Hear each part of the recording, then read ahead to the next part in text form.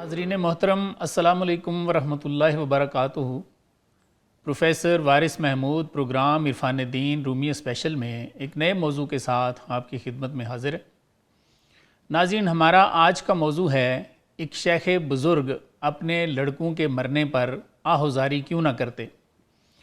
आइए मौलाना की ज़ुबान से जानते हैं कि हज़रत ने इस ज़िमन में क्या लिखा है और हमें क्या समझाना चाहते हैं। मौलाना लिखते हैं, बूद शह रहनुमाए पेशज़ी आसमानी शम्मा बर रुए ज़मी, यानी लिखते हैं कि इससे पहले एक रहनुमा शेख थे जो रुए ज़मीन पर आसमानी शम्मा थे। मुराद ये है कि वो वलीउल्लाह थे। चूँ पैगम्बर दरमियाने उम्मतां दर कशाए रोज़ाए दारुल जना, फरमाते हैं कि वो ऐसे ही जन्नत का दरवाज़ा खोल के बैठे हुए थे जैसे हुजूर सल्लल्लाहु अलैहि वसल्लम अपनी उम्मत में थे। आगे लिखते हैं, गुफ्त पैगम्बर के शेख रफ्ता पेश चूँ नबी बाशद दरमियाने कौम खेश, यानी फरमाते हैं कि नबी सल्लल्लाहु अलैहि वसल्लम ने फरमाया है कि पेशरो शेख अपनी उम्मत में नबी की तरह ही होते हैं। यक सबाह गुफ्तश अहले बैते ऊ सख्त दिल चूनी बगो ए नेक हूँ। फरमाते हैं कि एक सुबह उस बुज़ुर्ग की बीवी ने उनसे कहा कि ए नेक हूँ, बताओ तुम इतने संग दिल क्यों हो।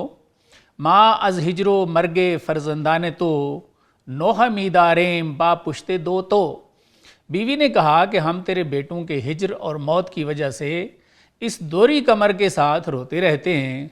तो नमी गिरी नमी जारी चिरा या के रहमत नीस दर दिल ऐकया। बीवी ने कहा कि क्या बात है, तुम रोते नहीं हो या फिर ए साहब तुम्हारे दिल में रहम ही नहीं है। चूँ तुरा रहमे नबाशत दर दुरूं पस चे उम्मीदस्त माँ अज तो कुनू। बीवी ने मज़ीद कहा कि जब तुम्हारे दिल में यहाँ रहम नहीं है तो हमें तुमसे कौन सी उम्मीद हो सकती है कि तुम अगले जहान में हमारी सिफारिश करोगे। बा उम्मीद तो एम ए पेशवा कि ना बेगुजारी तुम्हारा दरफना। बीवी ने मज़ीद कहा कि ए पेशवा, हम तो आपसे उम्मीद करते हैं कि आप हमें क़यामत की हलाकत में भी नहीं छोड़ेंगे। चूँ बेआरेंद रोज़े माशर तख्त खुद शफ़ी मातुई आ रोज़े सख्त। बीवी कहने लगी कि जब हश्र के दिन तख्त आरास्ता किया जाएगा तो उस सख्त दिन आप ही तो हमारे सिफारशी होंगे। दरचना रोज़ो शब बेजिनहार बा किरामे तो एम उम्मीदवार। बीवी कहने लगी कि बेपनाह रोज़ो शब में हम आपके करम ही के तो उम्मीदवार हैं। दस्ते मा व दामने तुस्त आ जमा कि न मानद हेच मुजरिम रा अमा।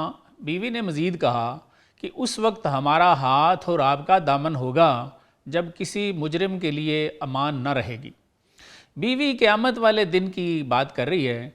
गुफ्त पैगम्बर के रोज़े रुस्तखेज़ कै गुज़ारम मुजरमारा अशकरेज़। मौलाना फरमाते हैं कि हुजूर सल्लल्लाहु अलैहि वसल्लम ने भी फरमा रखा है कि क़यामत वाले दिन मैं मुजरिमों को अश्क बहाता हुआ कैसे छोड़ूंगा। मन शफ़ीए आसियाँ बाशम बजां तार हानम शां अज अशकंजा गिरां।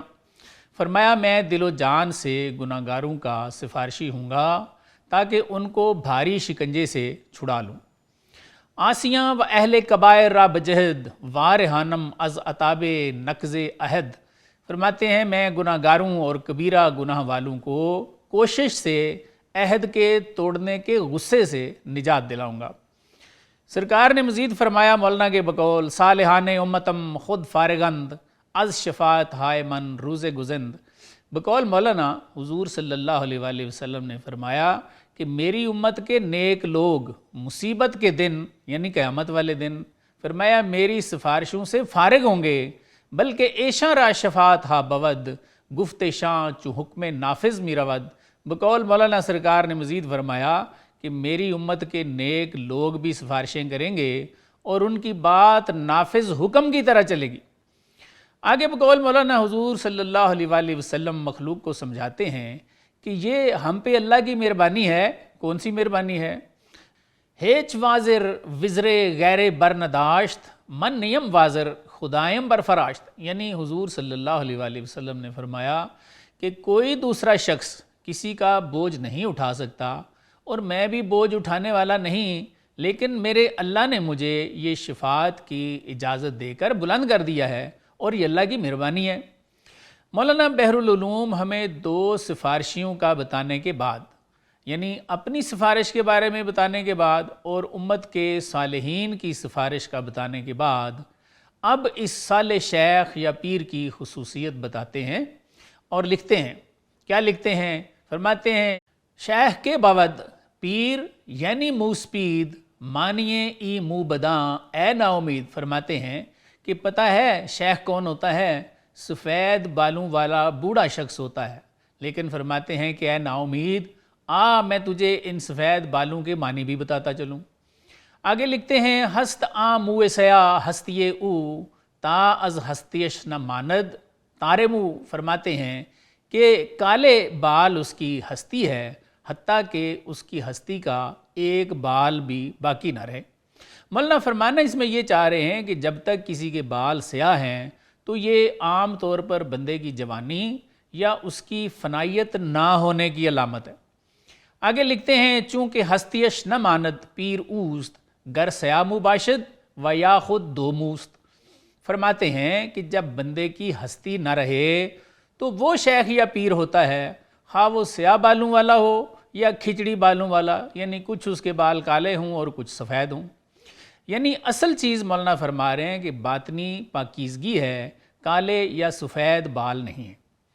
آگے لکھتے ہیں عیسیٰ اندر مہد بردارد نفیر کہ جوان نہ گشتہ ماں شیخم و پیر۔ یعنی فرماتے ہیں کہ عیسیٰ علیہ السلام نے تو گہوارے میں ہی اعلان کر دیا تھا کہ ہم جوان ہوئے بغیر ہی شیخ اور پیر ہیں۔ آگے کیا لکھتے ہیں چوں یکے موئے سیاہ کہ وصف ماست نیست بروے شیخ و مقبول خداست۔ یعنی فرماتے ہیں کہ جب ایک بھی کالا بال جو کہ ہماری صفت ہے یہ کسی میں نہ رہے تو فرماتے ہیں وہ شیخ بھی ہے اور خدا کا مقبول بندہ بھی ہے۔ اس سے مراد یہ ہے کہ جب تک کسی بندے کی فنائیت 100% نہیں ہو جاتی تو فرماتے ہیں کہ نہ وہ شیخ ہے، نہ وہ پیر ہے، اور نہ ہی بقول مولانا کہ وہ مقبول بارگاہ عزدی ہے۔ وہ فرماتے ہیں کہ اگر ابلیسی وسوسوں کی وجہ سے زندہ نفس کے ساتھ خود یہ سمجھتا ہے کہ میں شیخ یا پیر ہوں یا مقبول بارگاہ ہوں تو سمجھ سکتا ہے، لیکن بقول مولانا وہ شیخ اور پیر کہلانے کے قابل بالکل نہیں ہے، کیونکہ وہ زندہ نفس والا ہے۔ اس لیے فرماتے ہیں کہ وہ مقبول بارگاہ بھی نہیں ہے۔ اگلے دو کلاموں میں تو بالکل ہی اس کو واضح کر دیتے ہیں اور لکھتے ہیں چوں بود موئش سپید اربا خودست او نہ پیرست و نہ خاصے عزدست۔ فرماتے ہیں کہ جس کے بال سفید ہوں اگر وہ خود ہی میں ہے یعنی زندہ نفس والا ہے تو فرماتے ہیں نہ وہ پیر ہے اور نہ ہی اللہ کا مقبول بندہ ہے۔ ورسر موئے از وصفش باقیست نیست از عرش و سما آفاقیست۔ یعنی فرماتے ہیں کہ اگر اس کا بال برابر نفسی وصف بھی باقی ہے تو فرماتے ہیں وہ آسمانی اور عرشی نہیں ہے، دنیا دار ہے، زمینی ہے۔ آگے چونکہ اس شیخ کا اپنی بیوی کو جواب ہے اس لیے ہم اب تک کے اشعار میں موجود اصلاحی اور درسی پہلوؤں پر ایک نظر کرتے ہیں۔ مولانا نے بالکل شروع میں ہی فرمایا کہ ایک بزرگ تھے جو زمین پر آسمانی شمع تھے۔ یہ ان بزرگوں کی نعمت شرع صدر کی طرف اشارہ ہے، اور اگلے اشعار میں اس شیخ کے صاحب نعمت ہونے کا اشارہ اور بھی واضح ہو جاتا ہے جب مولانا فرماتے ہیں کہ وہ بزرگ ایسے ہی جنت کی طرف بلانے والے تھے جیسے نبی اپنی امت میں ہوتے ہیں۔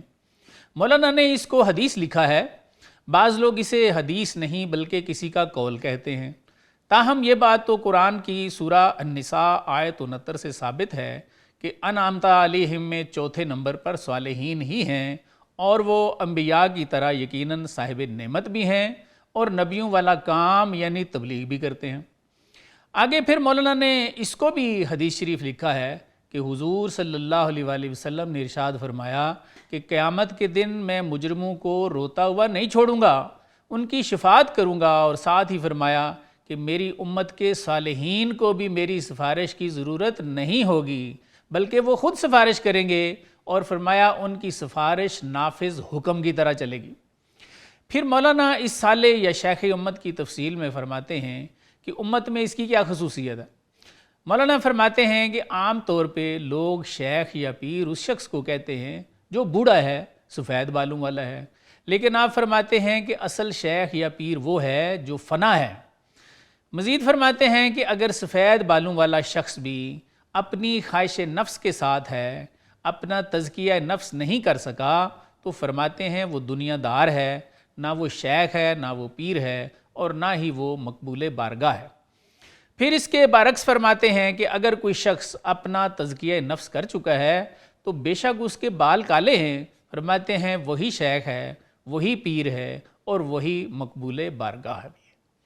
ناظرین، اس بزرگ نے اپنی بیوی کو اولاد کے مرنے پر نہ رونے کا سبب کیا بتایا، اس کو ہم جانیں گے ایک چھوٹے سے وقفے کے بعد۔ جی ناظرین، ساتھ رہنے کا شکریہ۔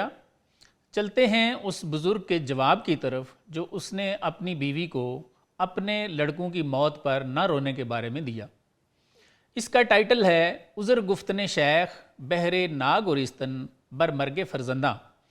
مولانا لکھتے ہیں، شیخ گفت اورا مپندار اے رفیق کہ ندارم رحم و مہر و دل شفیق، یعنی اس بزرگ نے کہا کہ اے میری رفیق حیات، یہ گمان نہ کر کہ میں رحم، محبت اور شفقت رکھنے والا دل نہیں رکھتا۔ برہما کفار مارا رحمت است گرچہ جانے جملہ کافر نعمت است۔ اس بزرگ نے کہا کہ مجھے تو منکروں پر بھی رحم آتا ہے اگرچہ اکثریت کی جانیں ہماری نعمت کی منکر ہیں۔ برسگانم رحمت و بخشائش است کہ چرا از سنگ ہاشاں مالش است۔ بزرگ نے مزید فرمایا کہ مجھے تو کتوں پر بھی رحم آتا ہے کہ ان کی پتھروں سے کیوں مار پیٹ ہوتی ہے۔ آ سگے کہ می گزد گویم دعا کہ ازیں خود وار رہانش اے خدا۔ اس بزرگ نے مزید کیا کہا کہ جو کتا مجھے کاٹ کھاتا ہے نا، فرمانے لگے میں تو اس کے حق میں بھی دعا کرتا ہوں کہ اے اللہ اس کو اس بری عادت سے نجات دلا دے۔ این سگاراں ہم دری اندیشہ دار کہ نہ باشند از خلائق سنگسار۔ وہ بزرگ فرمانے لگے کہ میں تو یہ دعا کرتا ہوں کہ اے اللہ ان سارے کتوں کو ایسا خیال دے دے کہ یہ لوگوں سے سنگسار ہونے سے بچ جائیں۔ زاں بے آورد اولیارہ برزمین تا کنند شاں رحمت للعالمین۔ بزرگ فرمانے لگے کہ اللہ تعالیٰ نے زمین پر اولیاء کو اسی لیے بھیجا ہے تاکہ ان کو جہان والوں کے لیے رحمت بنائیں۔ حلق را خاند سوئے درگاہ خاص حق را خاند کہ وافر کن خلاص۔ بزرگ فرمانے لگے کہ ولی انبیاء کی طرح لوگوں کو اللہ کے دربار خاص کی طرف بلاتے ہیں اور اللہ تعالیٰ سے بھی عرض کرتے ہیں کہ اے مالک نجات کو عام کر دے۔ جوہد بنماید ازیسو بہر پند چون اشد گوید خدایا درم بند۔ بزرگ فرمانے لگے کہ ولی اللہ لوگوں کو نصیحت کے ذریعے ہدایت پر لانے کی کوشش کرتا ہے، لیکن جب اس کی کوشش کارگر ثابت نہیں ہوتی نا، تو پھر بھی وہ اللہ سے عرض کرتا ہے کہ اللہ اپنی رحمت کا دروازہ بند نہ کرنا۔ رحمت جزبی بود مر آمرا رحمت کلی بود ہمامرا۔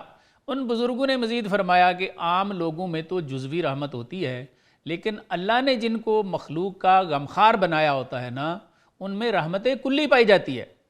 رحمت جزوش کریں گشتہ بکل رحمت دریاست ہادی سبل۔ بزرگ نے مزید فرمایا کہ اس ولی کی جزوی رحمت اس کل سے وابستہ ہو جاتی ہے، اس لیے اب راستوں کی ہدایت کرنے والے اس ہادی کی رحمت بھی اسی ازلی دریا کی رحمت ہوتی ہے۔ کیا فرمانا چاہ رہے ہیں کہ رحمت کلی تو دراصل اللہ کی رحمت ہے، لیکن شیخ کو بھی چونکہ اللہ تعالیٰ نے نعمت شرع صدر عطا کر دی ہے، اپنی معیت سے نواز دیا ہے، اپنا نور دے دیا ہے، اس لیے فرماتے ہیں کہ اس کی رحمت بھی رحمت کلی بن گئی ہے۔ اب مولانا ہمیں نصیحت فرماتے ہیں، رحمت جزوی بکل پیوستہ شو رحمت کل را تو ہادی بی ورو۔ مولانا فرماتے ہیں کہ اے انسان، تو جزوی رحمت ہے، تو جو رحمت کلی بن گیا ہے نا، اس کے ساتھ جڑ جا، اس رحمت کلی کو تو اپنا ہادی بنا لے اور اللہ کے راستے پر چل پڑ۔ آگے کیا لکھتے ہیں، آنکھ جزوست او نداند راہ بہر ہر غدیر را کند اشباہ بہر۔ یعنی فرماتے ہیں کہ جو بھی رحمت جزوی ہے، یعنی عام انسان ہے، فرماتے ہیں وہ اس ازلی نوری سمندر کا راستہ جانتا ہی نہیں ہے، اس لیے ہر چھپڑ یا جوہڑ کو بھی سمندر سمجھنا شروع ہو جاتا ہے۔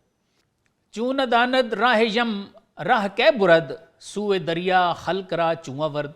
فرماتے ہیں وہ سمندر سے اسی صورت میں متصل ہو سکتا ہے جب وہ نہروں اور طغیانیوں کی طرح سمندر کی طرف بھاگنے والا ہو، یعنی جیسے ندی نالوں کا پانی طوفان بناتا ہوا کسی سمندر یا دریا میں تیزی سے جا گرتا ہے، جب تک کوئی عام انسان اسی تیزی کے ساتھ کسی ولی اللہ کی طرف جا کے اس سے پیوستہ نہ ہو جائے، مولانا فرماتے ہیں کہ وہ اس ازلی نوری سمندر سے کبھی متصل نہیں ہو سکتا۔ آسان الفاظ میں مولانا فرمانا یہ چاہ رہے ہیں کہ جو اولیاء کا منکر ہے وہ نور کے ازلی سمندر تک نہیں پہنچ سکتا۔ ور کنت دعوت بتقلید بود نہ از عیان وہی تائید بود، مولانا فرماتے ہیں کہ جو ازلی نوری سمندر سے متصل نہیں ہے، فرماتے ہیں اگر وہ دعوت و تبلیغ کا کام کرتا بھی ہے تو فرماتے ہیں یہ اس کی تبلیغ بھی تقلیدی ہے، اس بیچارے کو مشاہدے اور الہام کی تائید کہاں حاصل ہے۔ اب تک کے اشعار کا ایک سرسری سا جائزہ لیتے ہیں۔ جب بیوی نے اپنے ولی اللہ شوہر سے کہا کہ ہم اپنے بچوں کی وفات پر روتے ہیں لیکن تم نہیں روتے ہو، شاید تمہارے دل میں رحم ہی نہیں ہے، تو اس ولی کامل نے فرمایا کہ ایسا نہیں ہے، ہماری رحمت تو منکرین کے لیے بھی ہے جو ہماری نعمت کو مانتے ہی نہیں ہیں۔ ہم تو کتوں پر بھی رحم اور ترس کرتے ہیں کہ ان کو لوگ پتھر کیوں مارتے ہیں، اور فرمایا کہ جو کتا مجھے کاٹ لیتا ہے، فرمایا میں تو اس کے حق میں بھی دعا کرتا ہوں کہ اے مالک اس کو اس بری عادت سے نجات دے دے۔ خاص سبق ہمیں اس وقت ملتا ہے جب بقول مولانا اس بزرگ نے فرمایا زاں بے آورد اولیاء برزمین تا کند شاں رحمت للعالمین، یعنی اس بزرگ نے فرمایا کہ اللہ تعالیٰ نے اولیاء کو زمین پر بھیجا ہی اس لیے ہے تاکہ وہ عالمین پر رحمت فرمائیں۔ مولانا کا اس ولی کی زبان سے یہ پیغام قرآن ہی تو ہے کہ اولیاء بھی انبیاء کی طرح جہان بھر کے لیے رحمت اور فضل ہیں۔ سورہ النساء میں جہاں اللہ تعالیٰ نے ارشاد فرمایا انعم اللہ علیہم من النبیین والصدیقین والشہداء والصالحین وحسن اولئک رفیقا، یعنی اللہ نے نبیوں، صدیقوں، شہیدوں اور صالحین کو نعمت سے نوازا ہے اور یہ تمہارے بہترین دوست ہیں۔ وہاں یہ بھی ارشاد فرمایا ذالک الفضل من اللہ، یعنی یہ اللہ کی طرف سے آپ کے لیے خاص فضل اور رحمت ہیں۔ اور آپ جانتے ہیں کہ قرآن کی آیت کے مطابق انعام یافتگان میں صالحین امت بھی شامل ہیں، لہٰذا ان کا بھی مخلوق کے لیے رحمت ہونا قرآن سے ثابت ہے۔ اب اس راز کو سمجھاتے ہیں کہ بندہ اللہ کا فضل اور رحمت کیسے بنتا ہے۔ مولانا ہمیں دوسرا سبق دیتے ہیں اور فرماتے ہیں رحمت جزوش کریں گشتہ بکل رحمت دریاست ہادی سبل، یعنی فرماتے ہیں کہ بندے اللہ کا فضل اور اللہ کی رحمت اس طرح بن گئے ہیں کہ ان کی جزوی رحمت اللہ کی رحمت کلی میں فنا ہو گئی ہے، یعنی اللہ نے ان کی شرح صدر کر دی ہے، ان میں اللہ کا نور آ گیا ہے۔ اس لیے فرماتے ہیں کہ اب یہ ہادیان سبل بھی اسی ازلی دریا کی رحمت ہی تو ہیں، کیونکہ صاحب معیت بن گئے ہیں، اللہ سے الگ نہیں رہے، اللہ کا نور آ گیا ہے ان میں۔ تیسرا سبق مولانا ہمیں اس وقت دیتے ہیں رحمت جزوی بکل پیوستہ شو رحمت کل را ہادی بیں ورو، یعنی فرماتے ہیں کہ اے جزوی رحمت والے عام انسان کسی ولی کی کلی رحمت سے پیوستہ ہو جا، اس رحمت کل کو تو ہادی جان اور اللہ کے راستے پہ چل پڑ۔ یہ بھی قرآنی تعلیم ہے اور وہ سبق ہے جو اللہ نے قرآن میں سورہ توبہ کی آیت 119 میں دیا۔ کون سا سبق ہے؟ یا ایھا الذین آمنوا اتقوا اللہ وکونوا مع الصادقین، یعنی اے ایمان والو اللہ کا تقوی اختیار کرو اور صادقین کے ساتھ لگ جاؤ۔ بعض صوفیاء نے فرمایا ہے کہ اس آیت میں جو اللہ نے تقوی حاصل کرنے کا حکم دیا ہے اور ساتھ ہی صادقین کی صحبت کا بھی حکم دیا ہے، صوفیاء فرماتے ہیں کہ یہ دونوں چیزیں یعنی تقوی اور اللہ کے دوستوں کی صحبت، فرماتے ہیں یہ آپس میں لازم و ملزوم ہے۔ یعنی فرماتے ہیں کہ ابلیس نے تقوی تو اختیار کیا لیکن اللہ کے ایک انعام یافتہ دوست یعنی آدم علیہ السلام کو نہ مانا، تو فرماتے ہیں کہ اب وہ کتنا بڑا صاحب تقوی ہے، یہ آپ سب جانتے ہیں۔ معلوم ہوا کہ یہ لازم و ملزوم ہی ہیں۔ چوتھا سبق مولانا ہمیں اس وقت دیتے ہیں جب آپ فرماتے ہیں تاکہ جزوست او نداند راہ بہر ہر غدیر را کند اشباہ بہر، یعنی فرماتے ہیں کہ عام آدمی جب تک کسی ولی اللہ کے ساتھ جسے مولانا معیت اور شرح صدر کی وجہ سے رحمت کلی فرماتے ہیں تعلق نہیں جوڑتا، فرماتے ہیں اس ازلی نوری سمندر کا راستہ ہی نہیں جانتا، اس لیے وہ ہر چھپڑ اور تالاب کو بھی فرماتے ہیں کہ سمندر سمجھنا شروع ہو جاتا۔ اس سے مراد یہ ہے کہ کسی صاحب شرح صدر اللہ والے سے اس کا تعلق ہوگا تو اس کو اس نعمت باطنی کی خبر ہوگی، وگرنہ بقول مولانا چھپڑوں یعنی گناہ گاروں کو اللہ کے مقبول بندے سمجھتا رہے گا، اولیاء سمجھتا رہے گا۔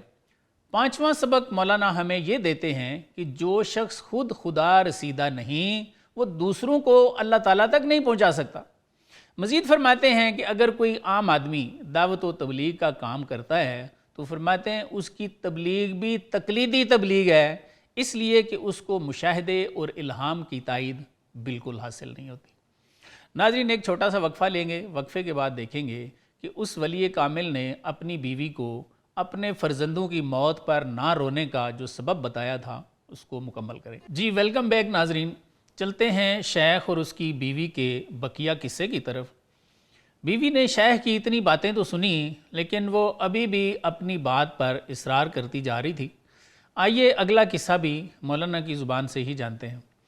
مولانا لکھتے ہیں کہ بیوی نے کہا، گفت پس چوں رحم داری برہما، ہم چچو پانی بگردے رما۔ بیوی نے کہا کہ اچھا، جب تم ہم سب پر رحم رکھتے ہو تو گویا تم ہمارے اس ریوڑ کے گڈریے ہو۔ چوں گواہ رحم اشک دید ہاست، دیدہ تو بے نمو گریا چراست۔ بیوی نے مزید کہا کہ جب آنکھوں کے آنسو رحم کے گواہ سمجھے جاتے ہیں تو پھر تمہاری آنکھیں آنسوؤں اور گریا سے خالی کیوں ہیں؟ مولانا لکھتے ہیں، شیخ دانا ازیں تابش گرم شد، در سخن یک بارہ بے آزرم شد۔ یعنی فرماتے ہیں کہ عقل مند شیخ بیوی کے غصے سے گرما گئے اور بات کرنے میں یک بارگی بے قابو ہو گئے۔ رو بزن کرد و بگفتش اے عجوز، خود نہ باشد فصل دے ہم چو تموز۔ شیخ نے بڑھیا کی طرف منہ کیا اور فرمایا، سردی کا موسم گرمی کے موسم جیسا نہیں ہوتا۔ اس سے مراد یہ تھا کہ میری اور تمہاری حالت میں اتنا فرق ہے جتنا گرمی اور سردی کے موسم میں ہوتا ہے۔ یعنی میری اور تمہاری حالت میں شیخ فرمانا چاہ رہے ہیں زمین آسمان کا فرق ہے۔ وہ کیسے جی؟ شیخ نے فرمایا، جملہ گر مرداند ایشاں و رہے اند، غائب و پنہاں از چشم دل کے اند۔ یعنی شیخ نے فرمایا کہ وہ سب بچے خواہ وہ مردہ ہوں یا زندہ، دل کی آنکھ سے غائب اور پوشیدہ کہاں ہیں؟ من چو بینم شاہ معین پیش خیش، از چیرو رو را کنم ہم چو تو ریش۔ فرمایا جب میں ان کو اپنے سامنے مجسم دیکھتا ہوں تو کس وجہ سے تیری طرح چہرے کو زخمی کروں؟ گرچہ بیرون اند از دور زمان، با من اند و گرد من بازی کنا۔ شیخ نے فرمایا کہ اگرچہ وہ زمانے کے چکر سے باہر نکل گئے ہیں لیکن وہ میرے ساتھ ہیں، میرے آس پاس کھیل رہے ہیں۔ گریا از ہجراں بود یا از فراق، با عزیزانم وصال است و اناق۔ شیخ نے فرمایا کہ رونا دھونا تو ہجر و فراق کی وجہ سے ہوتا ہے، لیکن میرا تو میرے پیاروں کے ساتھ وصال بھی ہے اور معانقہ بھی ہے۔ یعنی شیخ نے فرمایا کہ رونا دھونا تیرا کام ہے، میں انہیں مراقبے میں دیکھ بھی لیتا ہوں اور معانقہ بھی کر لیتا ہوں۔ خلق اندر خواب می بیند شاں، من بے بیداری ہمی بینمایاں۔ شیخ نے مزید فرمایا کہ لوگ مرنے والوں کو خواب میں دیکھتے ہیں لیکن میں ان کو بیداری میں بھی اچھی طرح دیکھ لیتا ہوں۔ اب وہ شیخ محترم طریقہ بھی بتاتے ہیں کہ یہ کام میں کیسے کرتا ہوں۔ فرماتے ہیں، ازیں جہاں خود را دمے پنہا کنم، برگ حسرا از درخت افشاں کنم۔ یعنی فرماتے ہیں کہ میں اپنے آپ کو اس جہان سے کبھی غائب کر دیتا ہوں اور حواس کے پتوں کو درخت سے جاڑ دیتا ہوں۔ یہ مراقبے کی تعلیم کی طرف اشارہ ہے۔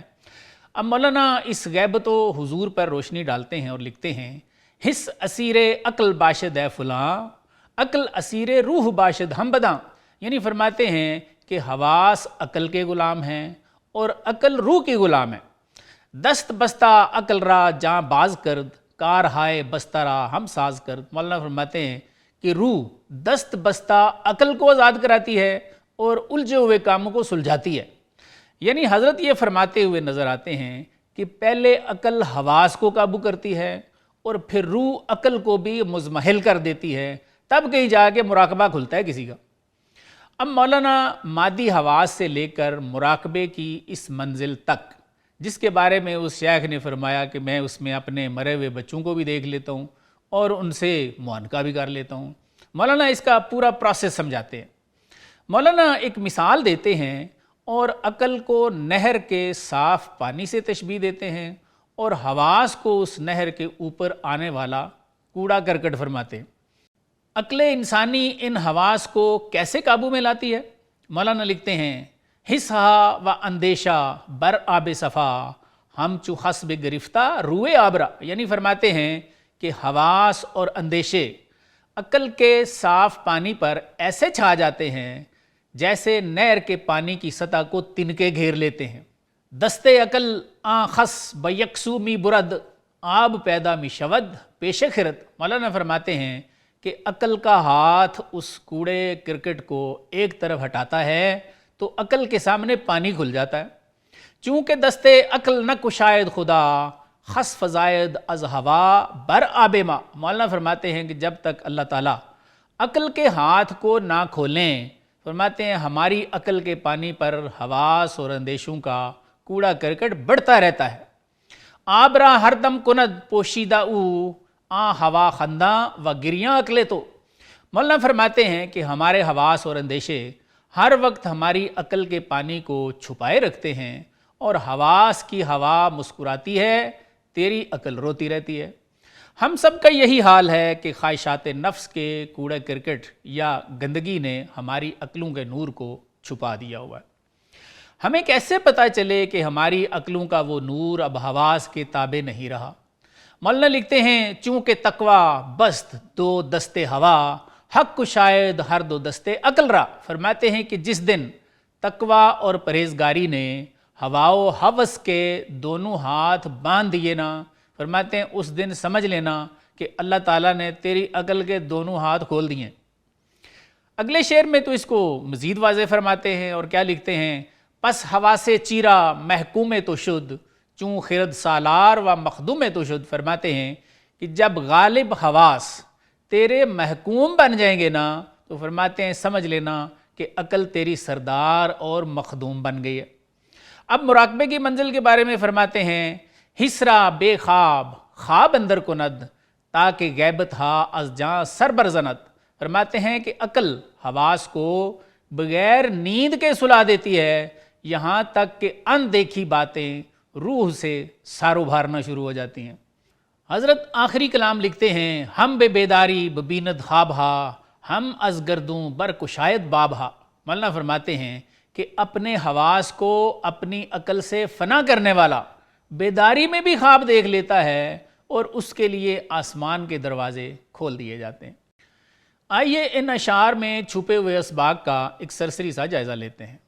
بیوی نے شیخ سے کہا کہ اگر تمہاری بات کے مطابق تم واقعی بڑے رحم دل ہو تو رحم کے گواہ تو آنسو ہوتے ہیں، لیکن تمہاری آنکھوں میں تو اپنے مرے ہوئے بچوں کے لیے میں نے کبھی آنسو نہیں دیکھے۔ اس شیخ کو اس پر جلال آ گیا اور اس مرد خاص نے اپنی بیوی کی طرف متوجہ ہو کے فرمایا کہ سردی اور گرمی کا موسم ایک جیسا نہیں ہوتا، میرے اور تمہارے احوال میں بہت بڑا فرق ہے۔ ہمارے لیے بھی پہلا سبق تو یہی ہے کہ انبیاء اولیاء ہم جیسے نہیں ہیں، نہ ہم ان جیسے ہیں اور نہ وہ ہم جیسے ہیں۔ ہم تو نماز کی ہر رکعت میں اللہ کے حکم کے مطابق یہ دعا کرتے ہیں کہ مالک ہمیں بھی ان کے راستے پہ چلا۔ مولانا پچھلی قوموں کے عذابوں کا تذکرہ کرتے ہوئے فرماتے ہیں، ہم سری با انبیاء برداشتند اولیاء را ہم چوں خود پنداشتند، فرماتے ہیں کہ وہ جن پر اللہ نے عذاب بھیجے ہیں نا، ان کا گناہ یہ تھا کہ انبیاء کے ساتھ برابری کا دعویٰ کرتے اور اولیاء کو بھی اپنے جیسا خیال کرتے۔ بس پھر غیرت حق نے جوش کھایا اور سب کو عذابوں میں ہلاک کر دیا۔ موجودہ دور میں ہمیں بھی اپنی اس فکری غلطی کا احساس کرنا چاہیے۔ اب انبیاء تو ختم ہو گئے ہیں، لیکن چند لوگ انہی معذبین والا رویہ اولیاء و صالحین کے ساتھ رکھتے ہیں۔ کچھ لوگ انہیں اپنے جیسا سمجھتے ہیں اور کچھ ان کو کافر و مشرک قرار دیتے ہیں۔ سورہ النساء میں جہاں انعمت علیہم کا ذکر ہے، صالحین چوتھے نمبر پر ہیں۔ اگر یہ ہم جیسے ہیں یا معاذ اللہ کافر و مشرک ہیں تو کیا اللہ ہمیں نماز میں کافروں اور مشرکوں کے راستے پہ چلنے کی دعا کا حکم دے رہے ہیں؟ اور پھر ہم سب نماز کی ہر رکعت میں یہ دعا کرتے بھی ہیں، لیکن جیسے ہی نماز سے فارغ ہوتے ہیں تو ہم میں سے کچھ نہ تو اولیاء و صالحین کو مانتے ہیں اور نہ ہی جو ان کو مانتے ہیں ان کو مسلمان سمجھتے ہیں۔ دوسرا سبق ہمیں اس شیخ کی زبان سے اس وقت ملتا ہے جب اس نے اپنی بیوی سے فرمایا کہ میرے وہ بچے جو مر چکے ہیں وہ میری آنکھوں سے غائب نہیں ہیں، بلکہ وہ میرے سامنے کھیل رہے ہیں، میں ان سے معانقہ بھی کر لیتا ہوں۔ یہ مراقبے کی بات ہے۔ روح مر روحی کا راز ہے، اللہ کا نور ہے، ظاہری آنکھ سے تو اسے دیکھا ہی نہیں جا سکتا۔ جہاں تک مراقبے کا تعلق ہے تو ہمارے صوفیاء اس سلسلے میں بخاری شریف میں موجود حضرت ابو ہریرہ رضی اللہ عنہ کی ایک روایت، جسے حدیث احسان کے نام سے بھی یاد کرتے ہیں، سے استدلال کرتے ہیں کہ حضور صلی اللہ علیہ وآلہ وسلم نے ارشاد فرمایا کہ اللہ کی عبادت ایسے کرو کہ تم اسے دیکھ رہے ہو، یا ایسے کہ وہ تمہیں دیکھ رہا ہے۔ اب ہم ظاہری آنکھوں سے تو اللہ کو نہیں دیکھ سکتے، لیکن یہاں پر ہمارے بعض صوفیاء لفظ اللہ کو دیکھتے رہنے کی مشق کی تعلیم دیتے ہیں، کیونکہ وہ لفظ اللہ کو اسم با مسمہ کہتے ہیں۔ حضرت سلطان باہو رحمۃ اللہ علیہ اسے تصور اسم اللہ ذات کہتے ہیں، اور آپ نے اس پر بہت کچھ لکھ رکھا ہے۔ بعض حضور صلی اللہ علیہ وآلہ وسلم کے ناموں کو دیکھتے رہنے کی مشق کی تعلیم دیتے ہیں، کیونکہ بقول صوفیاء حضور صلی اللہ علیہ وآلہ وسلم کا ہر اسم مبارک بھی اسم با مسمہ ہے۔ میں اس کو تھوڑا سا اور واضح کر دیتا ہوں کہ یہ اسم با مسمہ سے کیا مراد ہے۔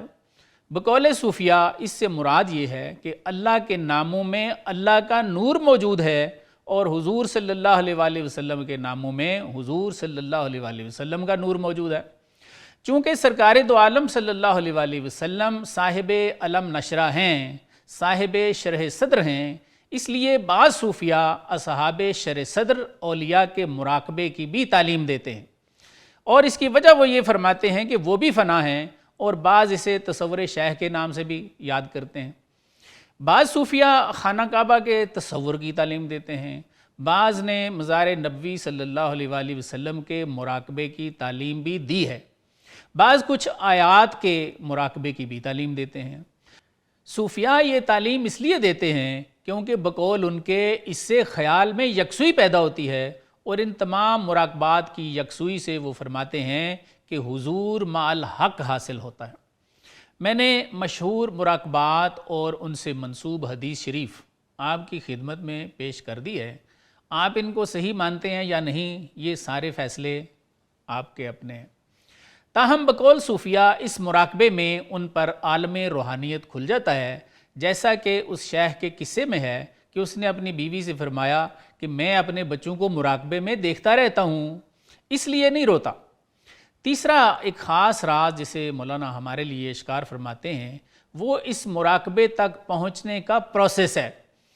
بقول مولانا ہمارے حواس عقل کے تابع ہیں اور عقل روح کے تابع ہے۔ مولانا آج کے ان اشعار میں یہ درس دیتے ہوئے نظر آتے ہیں کہ پہلے عقل میں یہ بات آتی ہے کہ بندے کو اپنا تزکیہ نفس کرنا چاہیے، کیونکہ بقول مولانا جب تک بندے کا تزکیہ نفس نہیں ہوتا بندے پر عالم غیب بالکل نہیں کھلتا، بلکہ وہ ایک جانور جیسی زندگی بسر کرتا رہتا ہے۔